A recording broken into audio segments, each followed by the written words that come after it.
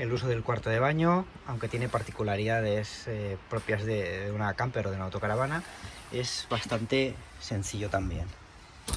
Como veis, es un baño en el que está combinada la ducha con los equipamientos sanitarios. Y para el uso de la taza del váter, lo que tenemos que hacer es localizar esta palanca situada en la propia taza, que lo que hace al accionarla es abrir, como se puede ver aquí en el plano, el compartimento donde van a parar todas las aguas que llamamos negras. Las aguas negras irán a parar a un depósito extraíble que deberemos vaciar cuando esté lleno. El panel de control en el que nos indicará que está lleno es esta especie de pantalla, y el botón azul lo que hace es la función de estirar de la cadena.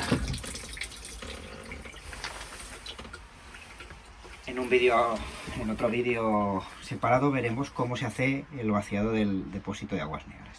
Cuando hemos terminado de usar la taza, utilizamos la cadena del váter como de costumbre y volvemos a cerrar la guillotina, de forma que queda estanco completamente cerrado el cassette de aguas negras. Ya podemos bajar las tapas y listos.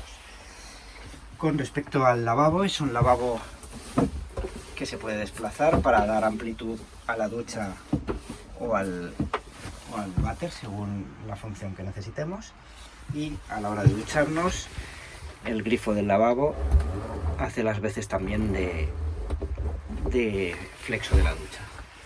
Pondremos el flexo de la ducha en este soporte, y para ducharnos tenemos que proteger todo el habitáculo del cuarto de baño con la cortina.